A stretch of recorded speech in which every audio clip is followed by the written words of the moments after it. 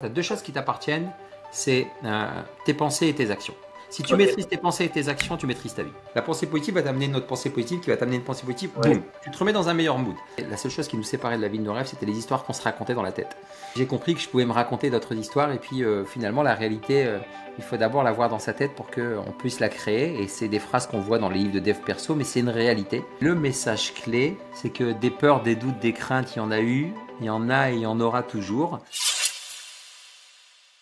Yes, salut à toi et bienvenue sur BizCare, le podcast business qui est là pour d'abord prendre soin de toi avant de prendre soin de ton business. Toutes les semaines, je reçois des entrepreneurs ultra inspirants pour parler de business, de mindset, d'investissement, d'épargne, de développement personnel, professionnel, spirituel, dans un seul et même but, faire de toi un entrepreneur qui est aligné pour faire un maximum de business derrière. Tous les entrepreneurs qui sont là se sont promis une chose, de te donner un maximum de valeur, un maximum de pépites, de te donner les 20% de bonnes actions qui vont te permettre d'avoir 80% de résultats. Sans plus tarder, je te dis rendez-vous à ton épisode. Allez, à tout de suite. Hello, salut, salam, shalom à tous. Bienvenue sur ce nouvel épisode de BizCare, le podcast qui s'occupe de toi avant de s'occuper de ton business. Aujourd'hui, j'accueille une éminence dans ce qu'il fait. J'accueille une personne, vous allez voir son parcours, c'est un truc de fou. C'est un gars qui a bossé avec les Apple, les Toshiba et tout, genre au siège. Et après, un jour, il a dit, vas-y, fuck, je vais faire mon truc à moi. Aujourd'hui, j'accueille Kim Benour, a.k.a. Abdelkrim Benour. Alors, normalement, c'est le contraire. Normalement, je devrais a.k.a. Abdelkrim Benour, a.k.a. Kim. Mais j'ai fait le contraire. Mais ça passe quand même. Kim, comment vas-tu ? Super bien, salut Bilkhel, salut Bilker, j'espère que toi aussi tu vas super bien. Moi ça va très très bien, très content de faire cet épisode avec toi. Et d'ailleurs, pour la petite anecdote, pour ceux qui nous écoutent, Kim en fait, on a discuté pour la première fois ensemble il y a 2 heures. Exactement. 1h30, même pas, 1h30. Il y a 1h30, on s'est dit bon bah, du coup, on enregistre quand ? Bah je suis dessus aujourd'hui, bah moi aussi, allez hop, bah c'est parti. Donc là en fait on est encore dans l'énergie, on se découvre, on se kiffe et tout, donc voilà. C'est déjà une première pépite pour tous ceux qui nous demandent comment faire. Ben, c'est l'action qui prévaut. L'action massive, rapide, c'est l'action qui prévaut. Et là, c'est un très très bel exemple. On a été mis en relation par Gérald. On a échangé par message interposé. On avait un rendez-vous de 15 minutes de découverte. Et dans ce rendez-vous de 15 minutes de découverte, on a vite accroché. On a dit, allez, banco, il faut saisir l'occasion maintenant. Tu vois, allez hop là, bon déjà, avant que ça commence, on rentre dans le vif du sujet. L'action. Et vous verrez ce qui va se passer dans votre vie d'entrepreneur. Bah du coup, Kim, je te laisse la parole, je te laisse te présenter, me raconter un peu ton parcours qui est hyper inspirant. Voilà, dis-nous tout ce qu'on veut savoir sur toi. Vas-y. Écoute, déjà, je suis ravi de te rencontrer. Moi, je m'appelle donc Abdelkrim Benour, j'ai 48 ans, père de 2 enfants, une fille de 24 ans qu'on a mariée là début août et une deuxième de 12 ans qui m'attend impatiemment pour aller à la piscine dans une petite heure. Pour tout te dire. J'habite à Los Angeles, à côté de Lens dans le Pas-de-Calais. Je suis un ch'timi, je suis un boyau rouge, je suis né là-bas. Abdelkrim et on m'appelle Kim parce que mes parents nous ont appelé les 5 frères Abdelaziz, Abdeljalil, Abdelslam, Abdelkrim. Il y en a un qui s'appelle Ali et il y en a un 6e qui est décédé qui s'appelait Abdelhafid. Donc pour diminuer, on a pris des diminutifs. Moi c'était Krim ou Krimo. Finalement très petit, on a enlevé le R, on m'a appelé Kim et puis c'est resté. Et j'ai gardé ça. On m'a longtemps appelé Abdel au boulot, Kim à la maison et entre amis.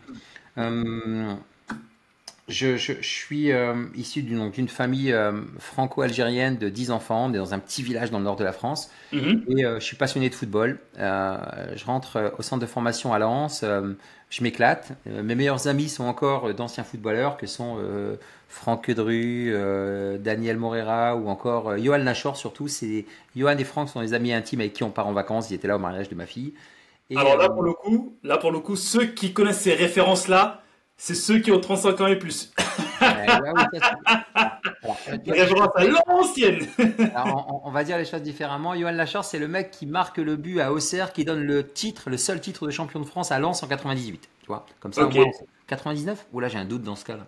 98, je sais plus, peu importe, dans ces années-là, tu vois. Nantes, c'était en. Bon, bref, on s'en fiche. On s'en fiche. Et donc voilà, je fais ma vie et puis j'ai mon petit bac B, je suis en sport-études, à l'époque c'est économie et sociale, je fais un doc d'anglais, je fais un DUT technique de commercialisation Et il se passe un premier événement, c'est qu'on perd un de mes petits frères, mon cadet de 2 ans, Abdelhafid, paix à son âme, il décède d'un cancer, c'est une info. Je pourrais très bien dire de manière un peu plus émotionnelle, mais là, avec le recul, ben, je le donne en info. Et avec tout ce que ça comprend, mes parents décident de l'enterrer en Algérie. C'est les années noires en Algérie, on peut pas y aller, on fait pas le deuil correctement. C'est très compliqué. La mort, on découvre, sujet un peu tabou. Mais moi, je percute et je me dis, la vie passe trop vite et je vais tout manger, je vais tout casser, je vais tout transformer en or. C'est ma façon de penser les choses. Je fais quelques petits boulots et je rencontre mon épouse à ce moment-là, avec qui on est encore, 25 ans après. Et après quelques petits boulots, je rentre dans une société qui s'appelle Ingram Micro, comme commercial sédentaire, où je dois décrocher le téléphone et vendre des produits informatiques. Et quand je rentre dans cette société, j'y rentre d'ailleurs en juillet 1998, donc un an après la mort de mon frère. Et d'ailleurs, quand j'y rentre, pour l'anecdote, c'est que j'ai des places pour aller à la finale de la Coupe du Monde au Stade de France, mais je dois être à Bruxelles pour l'intégration dans cette société. Et mon intuition me dit, va à Bruxelles, mon coco, même si tu auras l'occasion c'est une finale de Coupe du Monde, tu n'en as pas deux, mais il y a mon intuition qui me dit d'y aller. J'écoute mon intuition et j'y vais. Et bien m'en a pris, puisque Alain Maquet, qui était le président, enfin le patron de la France à l'époque, quand je reviens, on fait un débrief et il me dit waouh, j'aime beaucoup ton mindset et je vais te suivre et tu vas aller loin. Bon, je me dis, bon, le mec, il dit ça à tout le monde. Ouais, voilà, ok. Non, il a tenu parole et grâce à lui, ben, j'ai franchi tous les échelons et je suis devenu le numéro 2 de cette structure. Lui, après, il est passé président Europe, puis président monde. Il était dans le board de monde, il n'était pas le président monde. Et il m'a toujours suivi, toujours aidé. Donc, c'est un de mes mentors, c'est quelqu'un qui m'a beaucoup, beaucoup, beaucoup appris. Et dans cette société, j'ai compris qu'on avait 2 oreilles, 2 yeux, une seule bouche et qu'il fallait les utiliser proportionnellement. Donc j'ai regardé ce qu'il fallait faire, ce qu'il fallait pas faire.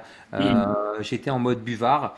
J'ai beaucoup appris et je suis devenu le numéro 2 de cette structure, donc en 15 ans. Ok.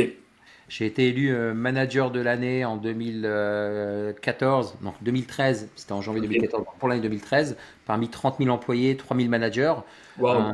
Et j'ai voyagé dans le monde entier, vraiment dans le monde entier, de l'Asie à l'Amérique latine, à l'Afrique, des endroits incroyables, Cuba, les Seychelles, les Maldives, bref, dans des séminaires.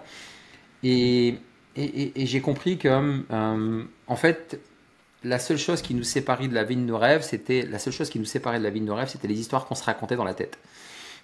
Et j'ai compris que je pouvais me raconter d'autres histoires. Et puis finalement, la réalité, il faut d'abord la voir dans sa tête pour qu'on puisse la créer. Et c'est des phrases qu'on voit dans les livres de dev perso, mais c'est une réalité. Donc tout est OK, je coche toutes les cases. Mais à défaut d'être devenu footballeur professionnel, parce que j'avais pas le mindset, tu vois, ben, je décide de devenir fils professionnel pour aller combler la douleur de ma mère qui a perdu un fils, tu vois. Mais ça, je le sais maintenant, je le raconte maintenant. Tu sais, quand tu es dedans, tu le vois pas.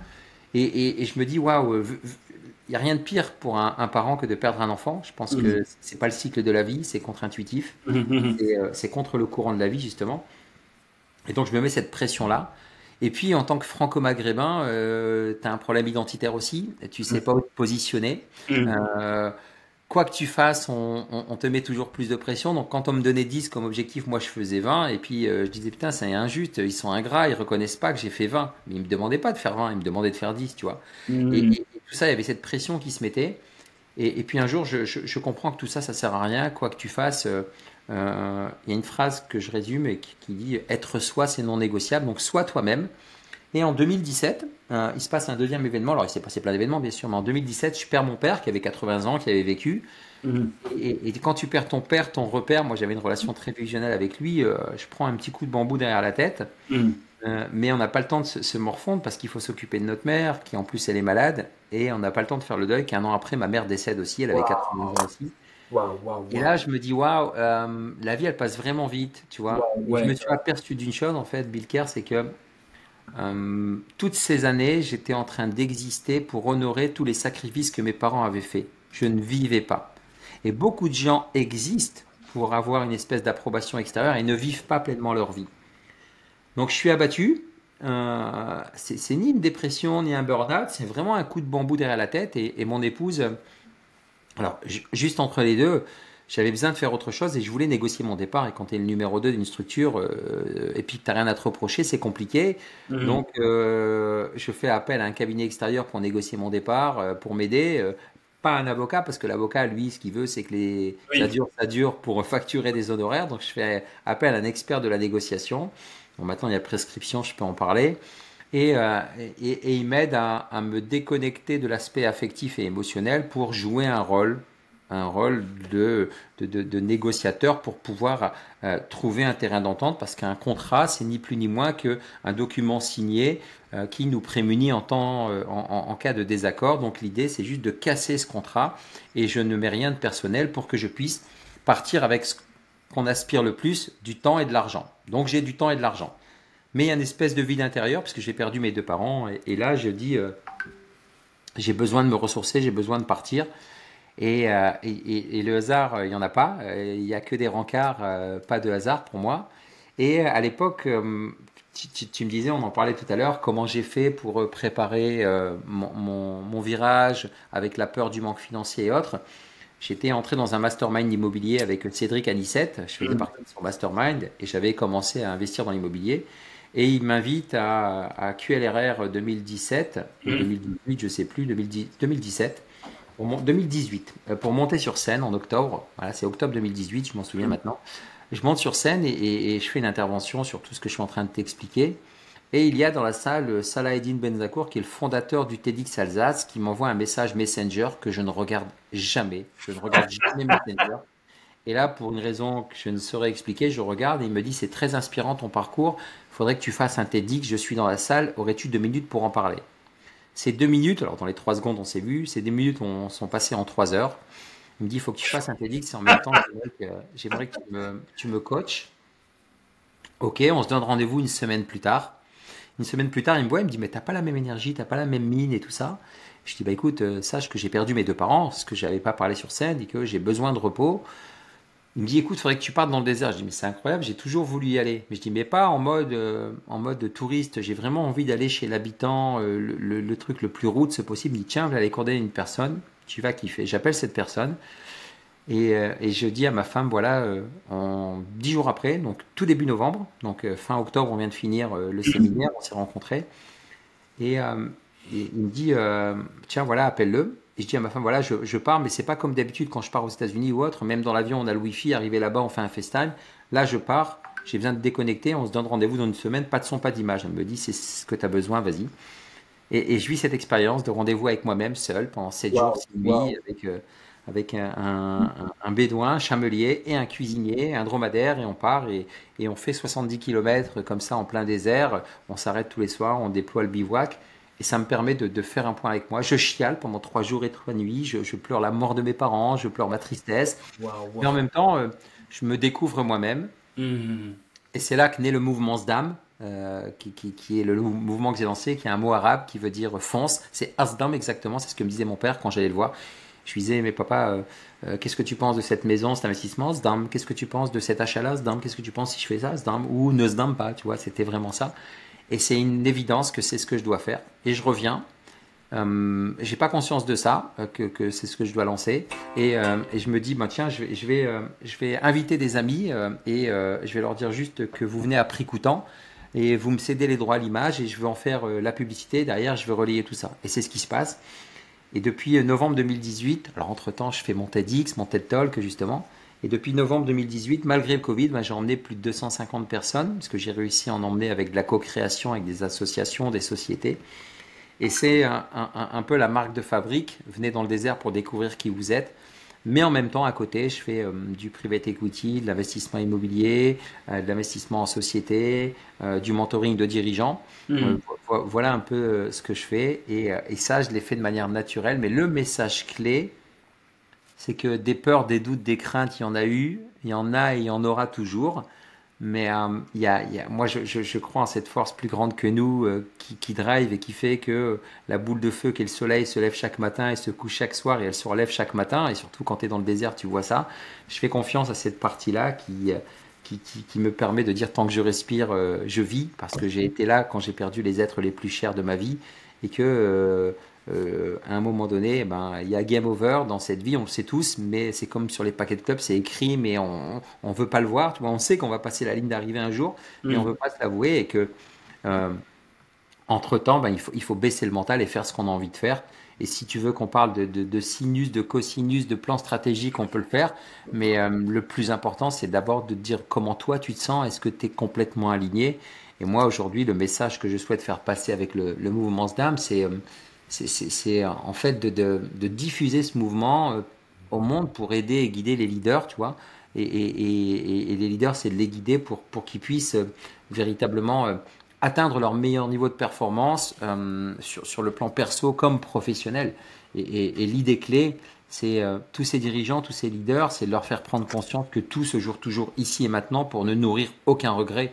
Parce qu'il y en a plein qui nourrissent des regrets à 60, 70, 80 ans en disant si j'avais su. Et moi, il est hors de question que si j'avais su, non, je ne le veux plus. J'ai envie de quelque chose, je le fais, je fonce. Tu vois, c'est d'où cette capacité à prendre des décisions rapidement en se disant ok, t'es dispo, allez, banco, on y va. Parce que l'occasion, peut-être qu'elle ne se représentera pas parce que tu seras occupé, parce que je serai occupé. Donc voilà, c'est un podcast dans le podcast que je t'ai fait pour mon Podcastception. Exactement. Exactement. Et voilà un peu qui je suis. Waouh, hyper inspirant. Franchement, ton pitch, il est. Enfin, je te l'ai dit tout à l'heure en off, mais là, je te le redis devant tout le monde.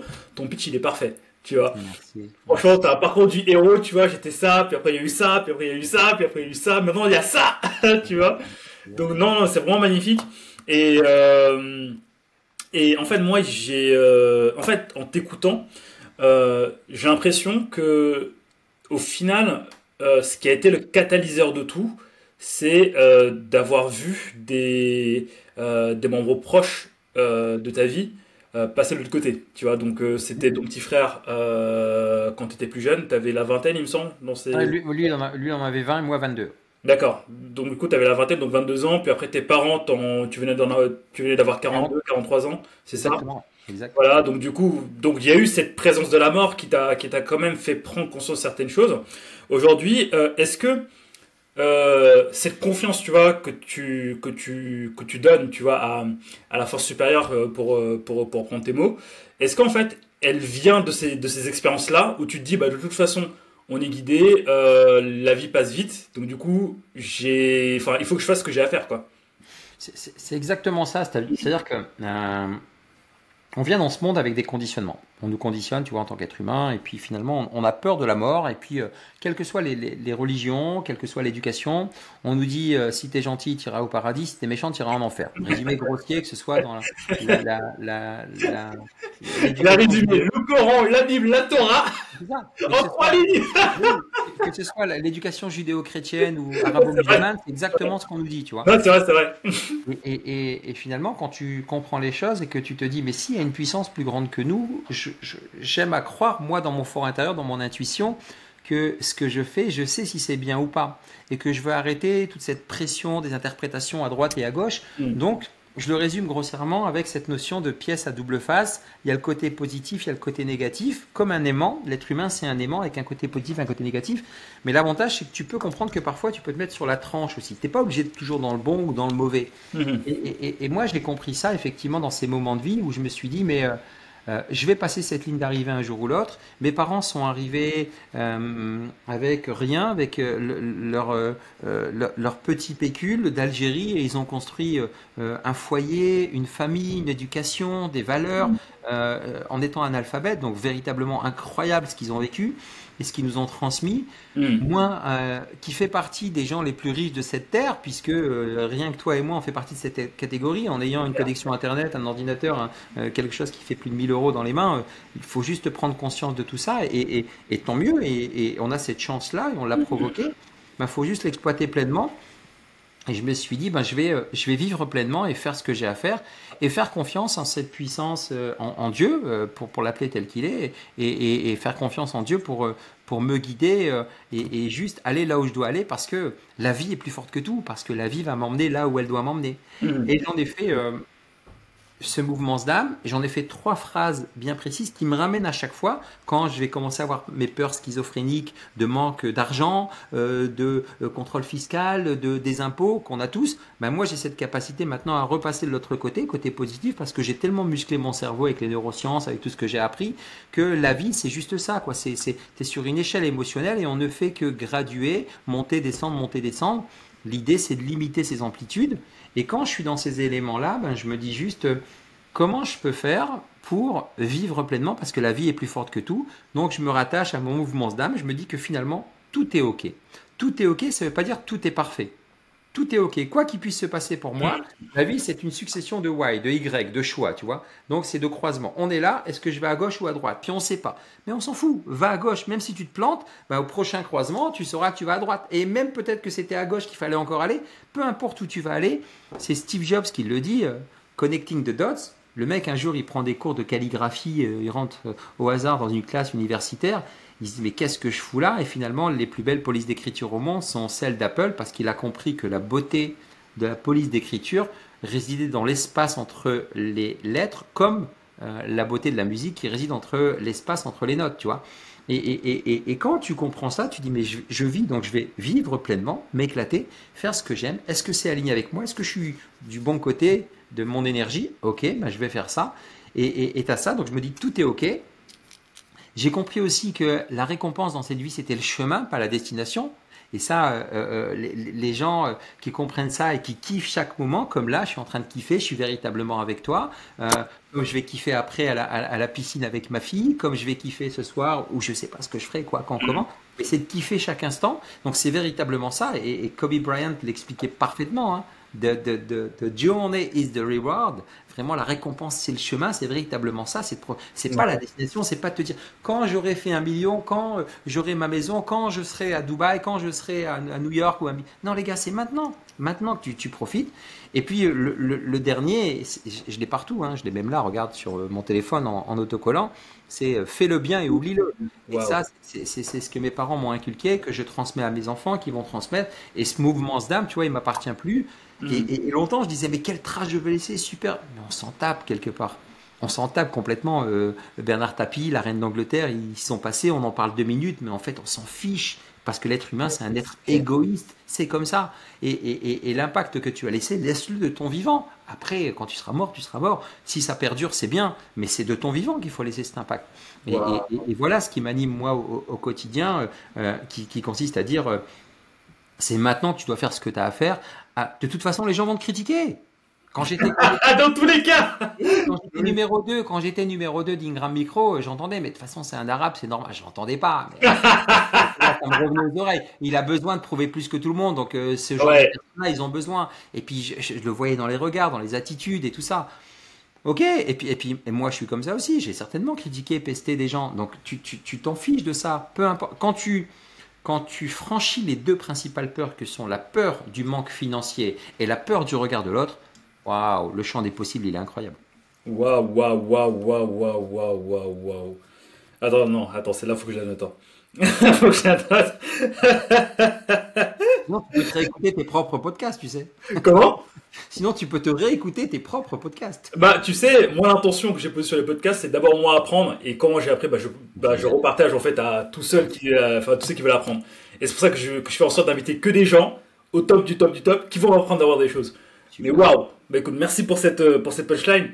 C'est en fait à t'écouter et à travers ton expérience de vie, tu nous as clairement montré en fait que la vie c'est ici et maintenant, c'est pas demain, c'est pas hier. Tu vois, c'est pas hier où tu te disais ah mais c'était bien quand même avec mes parents ou bien avec mon ex ou bien avec qui je veux ou bien oulala mais demain il faut que c'est de l'argent. Non, c'est ici et maintenant. En fait, c'est là où tu crées c'est là où tu crées le comment dire ce catalyseur qui va faire que tu peux créer cette sécurité financière ou bien cette sécurité autour de ta carrière en fait, si je comprends bien. C'est exactement ça, c'est-à-dire que c'est de te mettre dans cette dynamique de tout est ici et maintenant. Et que quand tu fais les choses pleinement maintenant, tout se met en route. C'est-à-dire que Les gens te disent, ouais, t'es bien gentil, Kim, mais c'est pas avec de l'amour et une ronde autour de la terre que je vais payer mes factures. Pas de problème. Mais une fois que j'ai raccroché, qu'on a coupé l'antenne avec Bill Kerr et que je vais me poser sur mon storytelling, mon programme, mon livre que j'ai écrit, qui se vend automatiquement parce que j'ai mis un système pendant que je dors, et ben, je suis en train de gérer de la finance. Quand je suis en train d'investir dans l'immobilier, ben, je m'investis dans l'immobilier. Quand je suis en train de louer un appartement, quand je suis en train de rénover un appartement, je rénove un appartement. Quand je fais une session de mentoring, je fais une session de mentoring. Quand je vais à la piscine, je vais à la piscine. Quand je mange, je mange. Quand je dors, je dors. En même temps, il faut être très honnête. Il ne faut pas non plus donner une image trop édulcorée et trop béni oui. Je suis aussi quelqu'un qui a des comportements de connard. Je ne dis pas que j'en suis un. Et quand tu comprends que tu peux aller du côté négatif et d'accueillir, ben c'est là où tu vas commencer à pousser encore plus la connaissance de toi, te connaître davantage, savoir quelles sont tes qualités, quels sont tes défauts. Et ben, y travailler, puis être beaucoup plus serein et sur l'échelle émotionnelle, être davantage dans la partie félicité que dans la partie dépression tout en bas. Tu vois. Et tu sais, sur cette échelle émotionnelle, il y a une émotion qui est très forte, qui est la peur et qui est juste au-dessus de la dépression. Tu vois, tu es là, tu es bien, et d'un coup, tu reçois un coup de fil, un courrier recommandé, un email ou quelqu'un qui te fait une annonce. Boum, tu dégringoles l'échelle émotionnelle et les gens pensent qu'ils peuvent remonter tous ces barreaux de la même vitesse à laquelle ils les ont descendus. Non, il faut revivre chacune des émotions et remonter tout doucement, tranquillement, sereinement.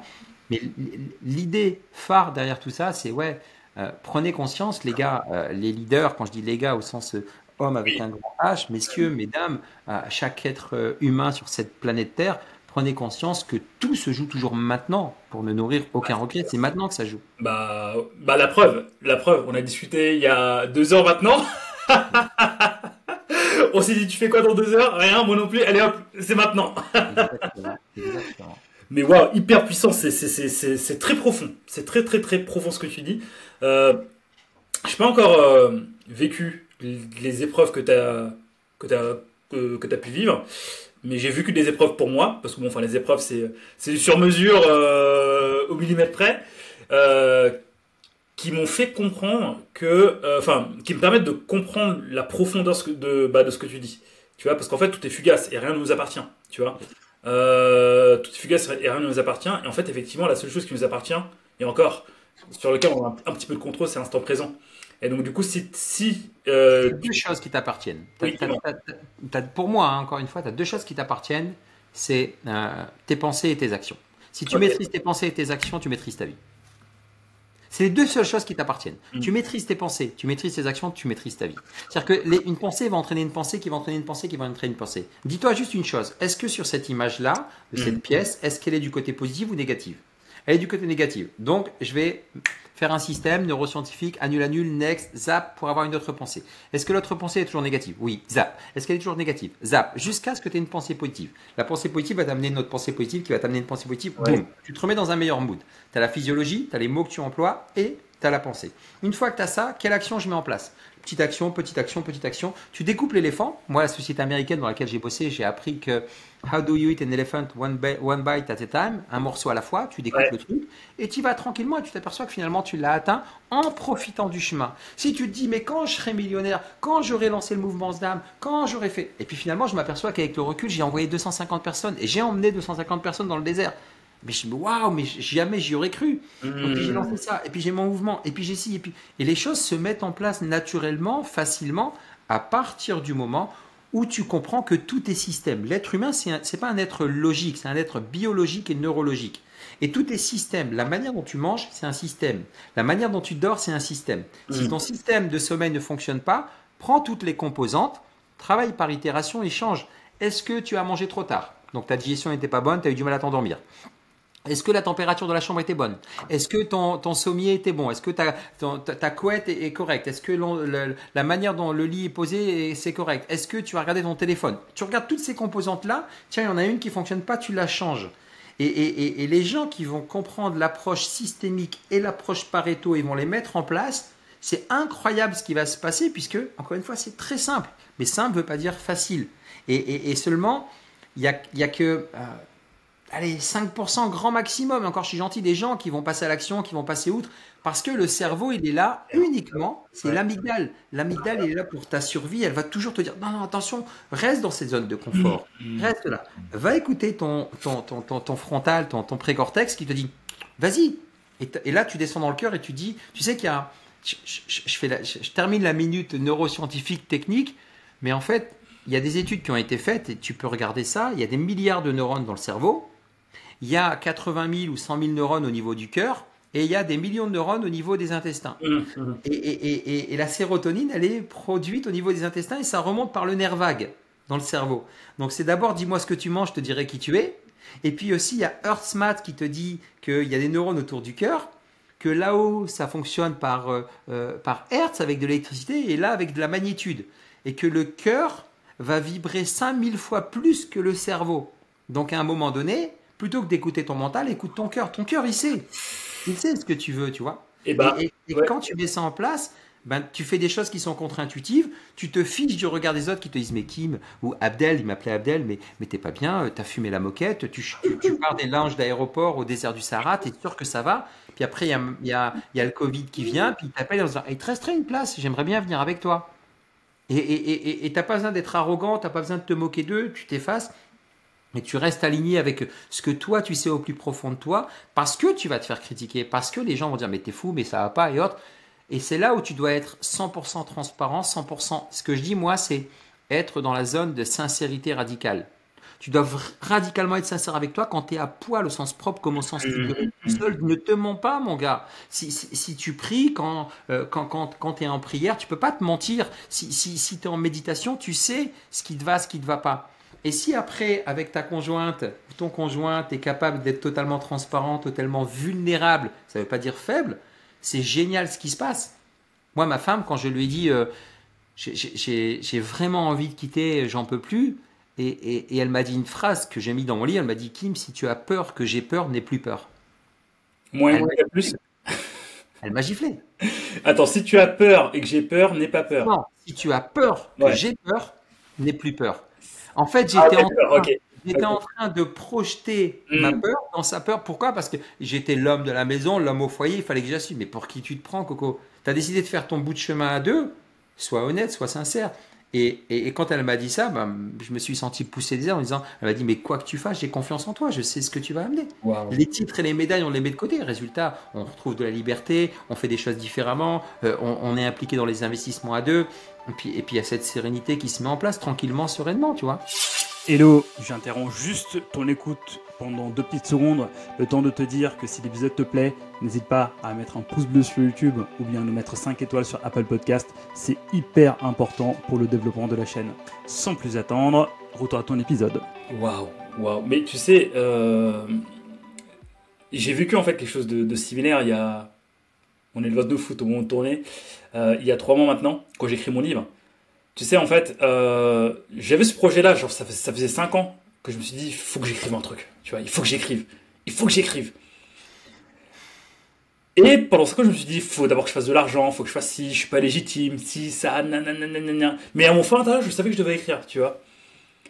En 3 semaines, j'ai écrit un livre de 300 pages. Il est juste là. Génial. Et au moment où je l'ai publié, best-seller dans la soirée, dans la catégorie création d'entreprise sur Amazon. J'ai fait waouh. Tu vois, déjà 3 semaines pour l'écrire, tu vois. Donc en fait, c'est comme si mon corps m'avait dit enfin, tu vois. Donc les choses sont sorties mais naturellement, tu vois. Mais en fait là où il y a plusieurs personnes qui me disent ouais, moi j'ai mis 1 an, moi j'ai mis 2 ans, 3 semaines. Je l'ai sorti avec l'intention de je partage ce que j'ai vécu. Voilà, maintenant je vais aider des consultants, tu vas être prospère comme moi. Jour J, mais vraiment, je lance la com à 15h.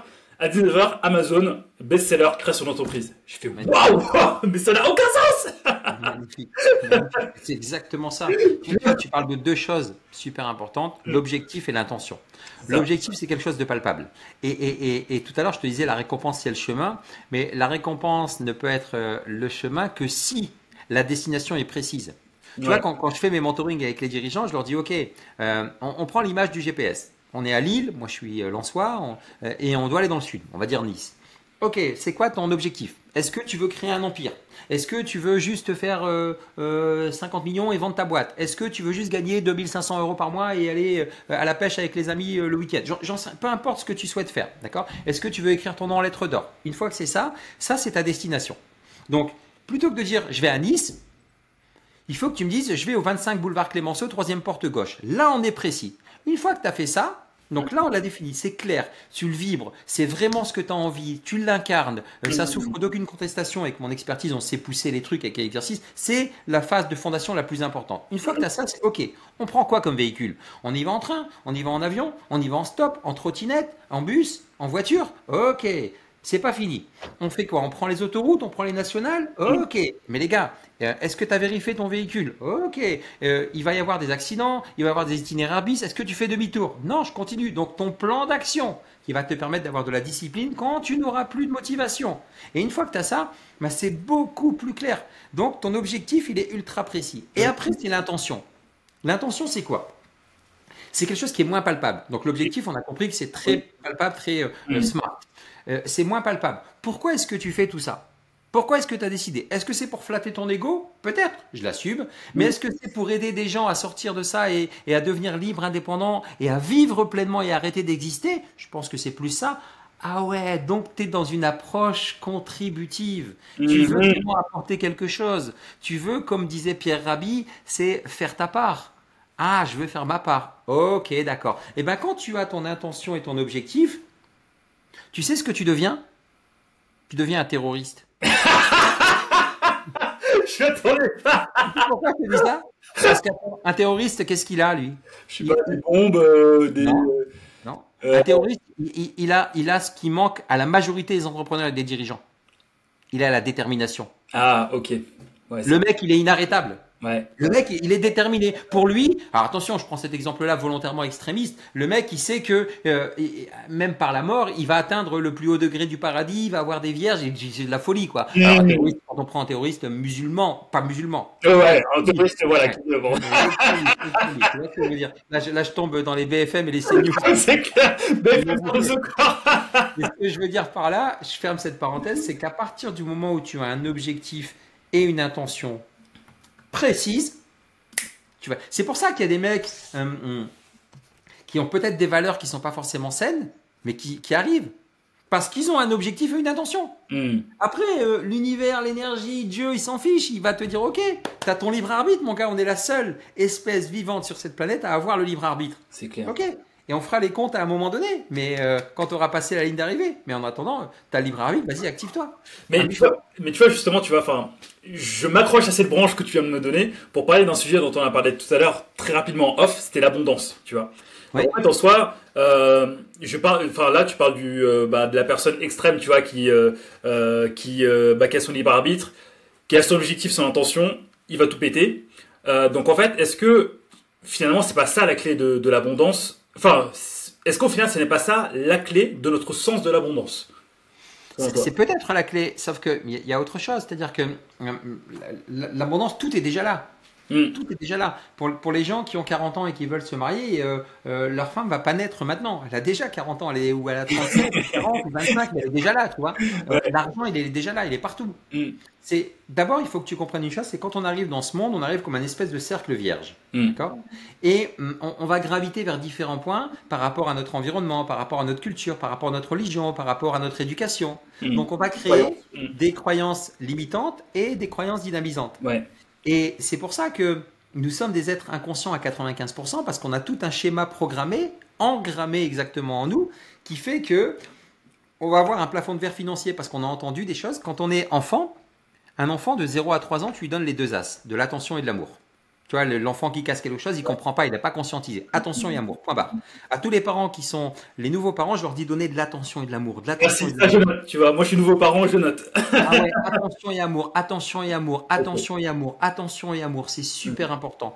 De 3 à 9, 12 ans, c'est là où les croyances limitantes et les croyances dynamisantes vont s'engrammer. Ils vont tout enregistrer, les yeux sur des caméras et les oreilles des micros. Tout, même ce que tu n'imagines pas.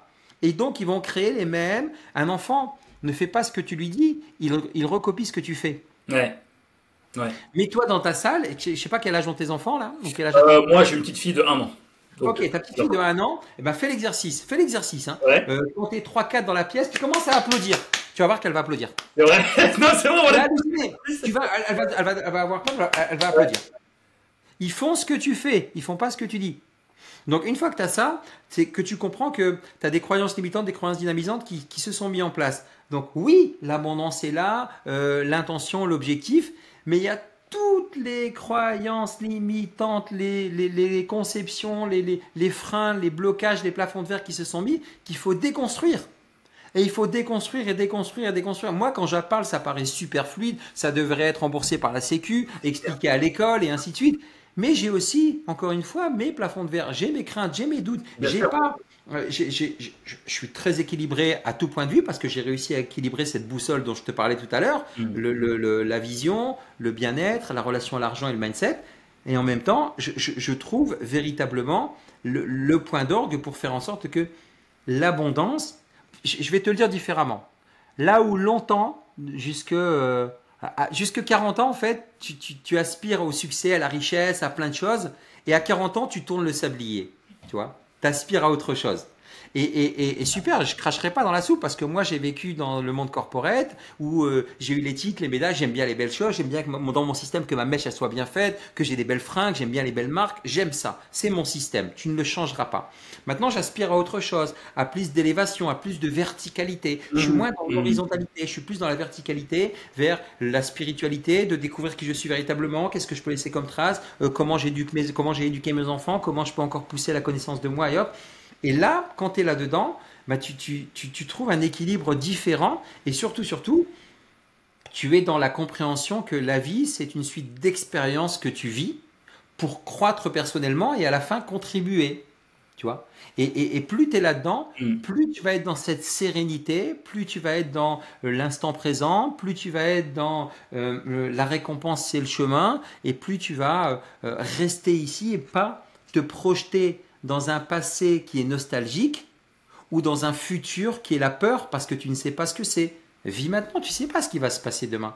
Et plus tu restes là-dedans à 80% du temps, plus c'est zen. Et à chaque fois que tu commences à flipper, partir, il y a mes 3 phrases, et qui m'en se calme. On inspire, on expire, tout est OK. La récompense, c'est le chemin. Fais le bien et oublie-le. Qu'est-ce qui se passe? Je crée une neurochimie dans mon corps, dans mon cerveau, qui me ramène ici et qui me permet de dire stop, sois zen, tranquille. Sinon, je commence à paniquer, je commence à flipper. Tu vois, c'est l'exemple, je te le dis là maintenant. Bill Kerr, tiens, tu viens de recevoir un prélèvement de 25 000 € sur ton compte en banque. Parce que tu n'as pas le choix, c'est les impôts qui t'ont envoyé ça. Là maintenant, ça y est. Tu vois, tu vas pas être... Alors que tu n'as pas bougé de là où tu es. Tu n'as pas bougé de là où tu es. Donc c'est uniquement la gestion émotionnelle de la situation qui te fait te sentir bien ou pas bien. Wow. Ce n'est pas la situation en elle-même, c'est la gestion émotionnelle. Et quand tu comprends ça, tu n'es pas capable de payer la facture. Je ne peux rien faire. Je n'ai pas de pouvoir là-dessus, là maintenant. Et je ne vais pas me pourrir ma journée, en plus on est dimanche. Donc je vais aller me balader. Et quand tu arrives à ce niveau-là de mindset, tu casses tout parce que, par contre, le lundi, tu trouves une action concrète. Ok, qu'est-ce que je peux faire ? Bah tiens, je vais vendre tous mes bouquins, je vais vendre un vélo, je vais vendre des actifs pour aller rembourser cette dette potentiellement. Tu mettras l'action en place au moment où tu pourras la mettre.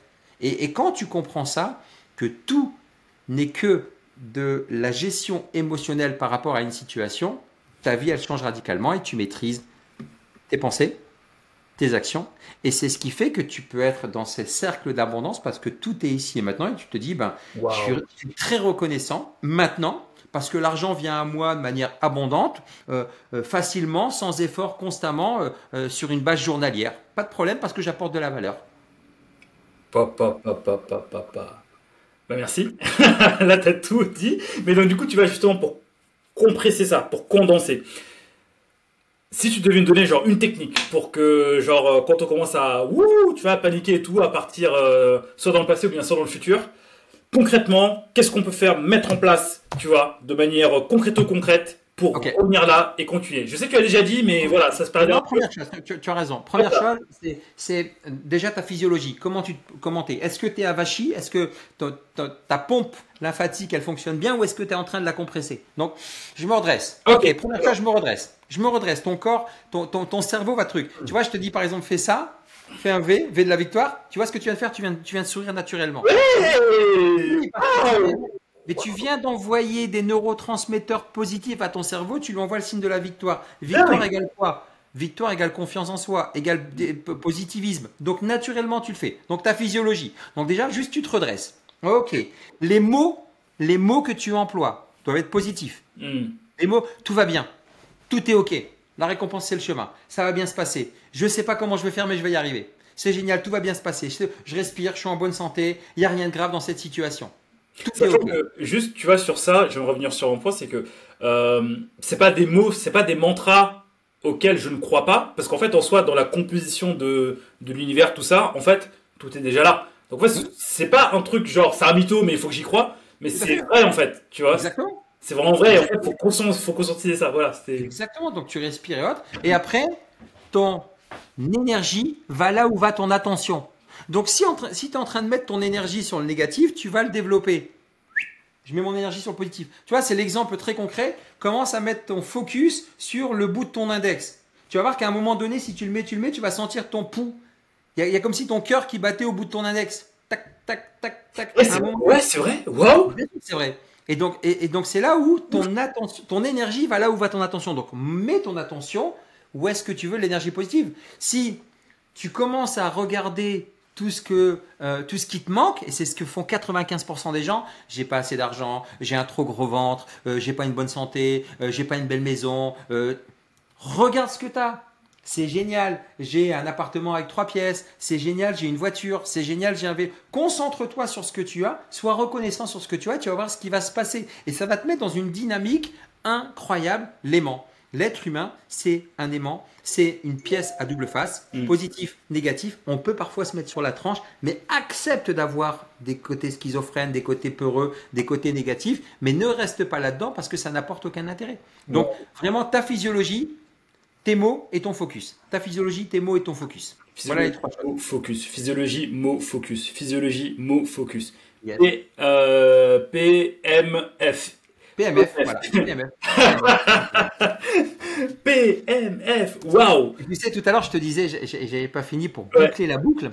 C'est que quand tu as bouclé, quand tu tournes le sablier et que tu aspires à autre chose, moi, avant les 40 ans, ma définition du succès, c'était la réussite extérieure. C'était la voiture, les trucs, tac, tac, tac, tac. Ouais.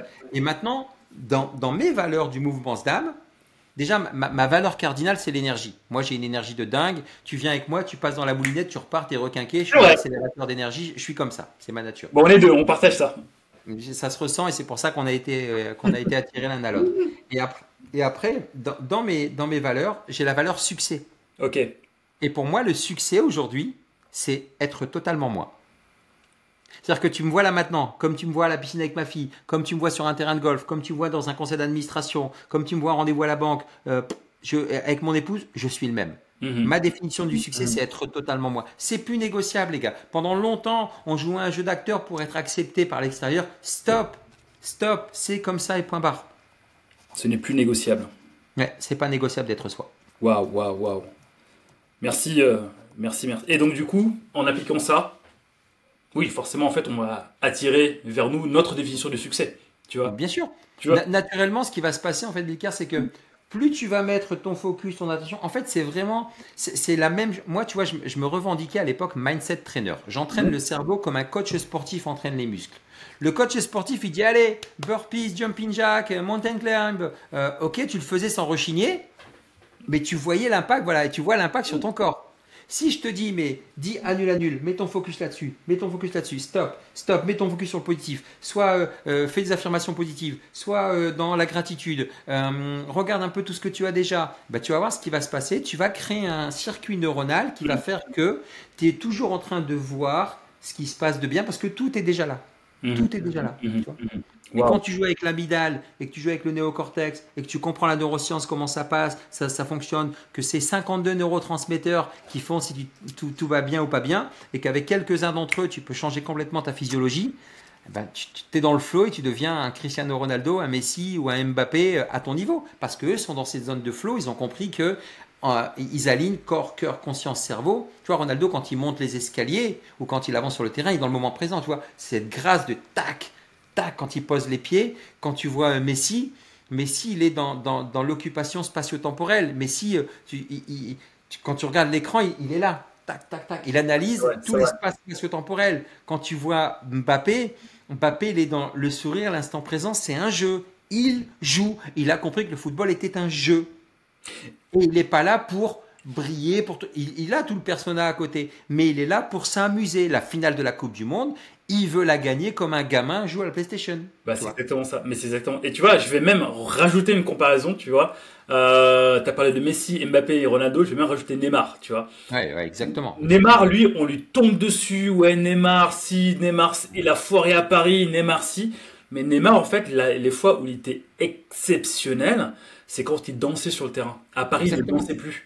À Paris, c'était je te critique, je te critique, je te critique, je te critique, je te critique. Tu as coûté 222 millions, je te critique. Bon, après lui, c'est une éponge émotionnelle, tu vois. Il a tout pris, tu vois. En fait, mais moi, ça me faisait grave de la peine parce que tu vois, voilà. Enfin, moi, j'étais un peu éduqué à ça. Je le voyais et tout, mais je me suis dit, mais il s'amuse plus, le gars. Et comme il avait toute cette pression, c'est là où il commence à se blesser et tout. Exactement. Tu vois. C'est un beau résumé parce que je dis souvent, moi, à mes dirigeants, tu vois, ce matin, j'étais encore avec un dirigeant qui a 2 millions d'euros sur son compte en banque, qui est heureux et autres, et qui est pas bien, et qui s'est fait une cote, et qui a du mal. Mais parce qu'il n'est pas dans l'instant présent, il est en train de se projeter par une peur, parce que son entreprise est en train de prendre une dimension, qu'il y a peut-être une vente en cours, tu vois, et il se projette dans le futur, mais reste dans l'instant présent. Mon gars, t'es le patron de ta boîte, tu as 2 millions d'euros, tu as du temps et de l'argent, ce à quoi tout le monde aspire. Et c'est effectivement ça, la vie c'est un jeu, à toi de fixer tes règles éthiques et authentiques et de t'amuser. La vie, c'est un jeu, à toi de fixer tes règles authentiques pour t'amuser. Donc, tu peux être performant, enfin, l'un des principaux véhicules de la performance, c'est l'amusement. Pour moi, oui. Être soi, c'est non négociable. Et la performance, c'est véritablement de se réaliser son aspiration personnelle et professionnelle. C'est pas que lever 120 kilos, peser 80 kilos, être plein de muscles, avoir un indice de masse corporelle en dessous de 15, c'est pas faire 50 millions. Oui, tu as des critères comme je disais tout à l'heure, et ça c'est les objectifs, mais c'est surtout le ressenti, quoi. C'est comment tu te sens. Et ça c'est l'équilibre dans la performance, tu vois. Pop. Merci, Kim. Pépite sur pépite que tu nous as livré. Waouh, on va s'approcher tranquillement de la fin. Mais avant de se quitter, j'aimerais revenir avec toi sur un point en particulier, c'est sur la transition entre directeur numéro 2 numéro 2 France. France ou Monde? Oui. France. Ouais, ok. Monde, j'aurais pas quitté. Numéro 2 France de ton entreprise à je lâche tout pour faire ce que j'ai à faire. Est-ce qu'on peut revenir, tu vois, juste sur qu'est-ce qui s'est passé dans ta tête à ce moment-là de quitter quelque chose de hyper confortable, tu vois? Donc j'imagine que tu étais très bien payé, tu vivais ta best life. Tout à l'heure, on parlait en off de tu avais des places pour toutes les coupes du monde partout dans le monde et tout, tu vois? À ce moment-là, qu'est-ce qui s'est passé dans ta tête pour que tu te dises c'est pas fait pour moi, ma destinée est l'autre part, j'y vais. J'ai bien compris que, enfin, il s'est passé plein de choses en fait. Voilà, il s'est passé plein de choses. Enfin, tu avais beaucoup parlé des décès et tout, tu vois. Mais c'est pas ça. La première chose qui s'est passée, c'est que mon corps m'envoie des messages. C'est-à-dire que je commence, tu vois, moi là, je laisse un peu pousser la barbe. J'avais des pelades nerveuses, tu vois. Ah ouais, des gros trous là. Ouais, c'est des trous, ouais, ok. Donc des pelades nerveuses, c'est ton corps qui t'envoie un premier message. Et j'ai vu aussi des collègues décédés. J'ai vu mon patron Europe qui gérait 11 milliards, qui a un cancer du pancréas et qui décède en 4 mois. Le mec, il était multimillionnaire. Je me dis, il y a plein de choses comme ça. Et puis, ça allait plus avec mes valeurs. Tu vois, je disais toujours à mes collaborateurs, le jour où je suis contre nature et pas aligné avec mes valeurs, j'arrête. Je tourne les talons. Et là, je commençais à l'être de plus en plus pour des raisons X ou Y. Donc, je donne ma dème, mais on me dit non, tu restes. Donc, ok, je dis je reste, mais je reste 2 ans et après je pars. Et je négocie mon départ, c'est compliqué. Mais pendant ces 2 ans, ce que j'ai fait l'exercice du carême. Donc, le carême, t'imagines bien que c'est un acronyme. Le CA, c'est calcul. RE, c'est reptilien. M, maîtriser. J'explique. La plus grande peur, c'est la peur du manque. Manque d'être aimé ou manque financier. Donc, il fallait que je conditionne mon reptilien qui est comme un crocodile. Ton reptilien, il te dit, mais t'es en manque d'argent, donc il vient te bouffer. Donc, si tu lui donnes à manger, ton crocodile, boum, ça devient un tronc d'arbre, tu peux sauter dessus, les rassasier. Donc, comment je pouvais le rassasier? J'ai fait tout un calcul que peu de gens font. D'abord, je me suis dit, quels sont tous les actifs que j'ai? Demain, en cas de galère, je vends ça et j'ai autant. La première chose d'abord à faire, c'est de te dire de combien j'ai véritablement besoin par mois pour vivre. Les gens te disent, ouais, j'ai besoin de 4 000, 5 000. Non, non, non. Il y a que 1%, même 0,5%, qui va prendre le temps de prendre ses 6 ou 12 derniers relevés de compte et va regarder, les pointer un à un et de voir exactement de combien tu as besoin par mois. Il n'y a que 1% qui va le faire. Oh, regarde, parce que j'ai fait exactement la même chose avant de me lancer. Oui, mais bien sûr. Parce que là, quand tu fais ça, qu'est-ce qui se passe? Tu sais de combien tu as besoin pour vivre. Ouais. Le reste, c'est du surplus. Tu reviens à la base de la pyramide de Maslow. Donc, c'est un exercice qui est juste pour calmer ton reptilien Ça. et que ta charge mentale va être ailleurs. Une fois que tu as ça, tu te dis, OK. Donc, moi, j'ai négocié, j'avais du temps et de l'argent, plus les indemnités chômage. Donc, j'ai 2 ans, 3 ans devant moi. Tranquille. Ça va vite comme ça peut être très long. Et en même temps, on avait investi dans l'immobilier. C'est-à-dire que s'il y a une grosse galère, on vend un immeuble, boum, on a encore 1 an devant nous. Tu vois, c'est l'exercice qui te permet de faire ça. Donc, moi, ce que j'ai fait, c'est que j'ai dit, je vais calmer un maximum la peur du manque financier pour me concentrer sur ce que j'aime. Et là, je me suis concentré un maximum sur la peur du regard de l'autre, la peur du jugement, la peur de légitimité, du syndrome de l'imposteur, tous ces éléments-là que j'ai dégommés en travaillant là-dessus. Et ça, c'est la première chose à faire.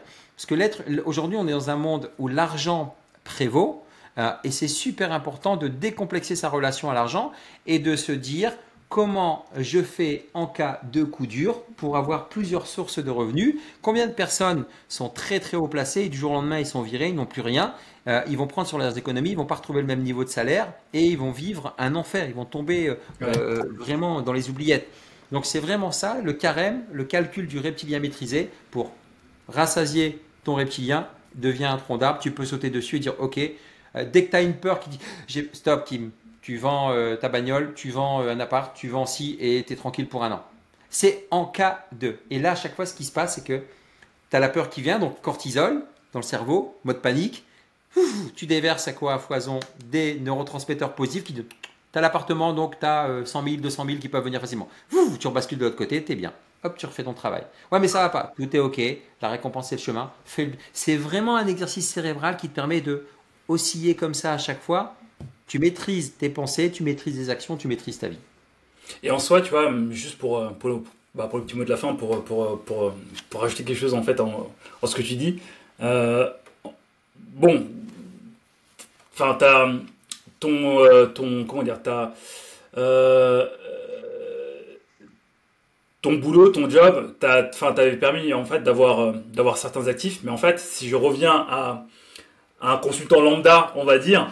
En fait, si tu regardes bien, si tu grades bien, on a tous en fait des actifs qu'on peut Mais oui. piquer entre guillemets, entre grosses guillemets, et se dire voilà, 1 an j'ai ça, 2 ans j'ai ça, 3 ans j'ai ça. En fait, ça te laisse du temps pour réellement faire ce que tu as à faire. Et en fait, moi, je partage la même croyance que toi, c'est qu'en fait, on est sur Terre pour faire ce qu'on a à faire. La vie passe très vite, tu vois. Un jour, il y avait mon père qui m'a dit un jour tu vas te lever, tu vas avoir 70 ans comme moi. J'ai fait oula. Attends. Regarde. Voilà. Donc il m'a dit voilà, les choses passent très vite, franchement fais ce que tu as à faire et t'inquiète pas, sur le chemin, il va se passer des choses intéressantes. Donc libère-toi de ce manque.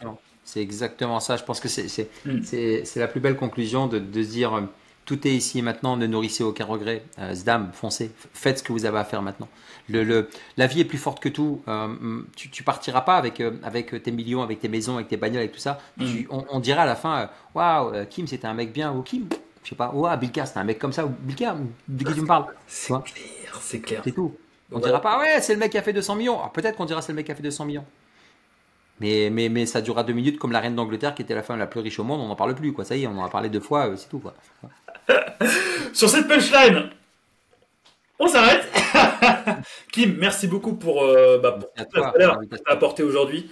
On a parlé de spiritualité, on a parlé de neurosciences. En fait, ce qui était très fort dans le tournage avec toi, c'est que tu as pu théoriser et tu as pu en fait mettre dans la matière, tu vois, les choses que pas mal de personnes disent, mais il n'y avait pas encore de choses réellement palpables, tu vois.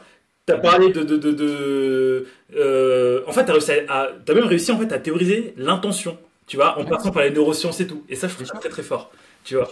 Je trouve ça très, très fort. C'est grâce justement à toutes ces connaissances accumulées pendant des années qui font qu'à un moment donné, prends ta place. Prends ta place. Dans cette jungle entrepreneuriale, assume, incarne qui tu es et prends ta place. Exactement. Exactement, voilà, bah, t'as tout dit, c'est ce que je dis dans mes programmes également, et magnifique.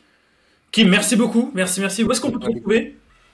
Sur Insta, sur Facebook, Kim Beno en un seul mot pour Insta, Kim Beno en deux mots sur Facebook ou sur mon site www.kimbenour.com. Magnifique, voilà, allez voir Kim Benour et il vous mettra bien.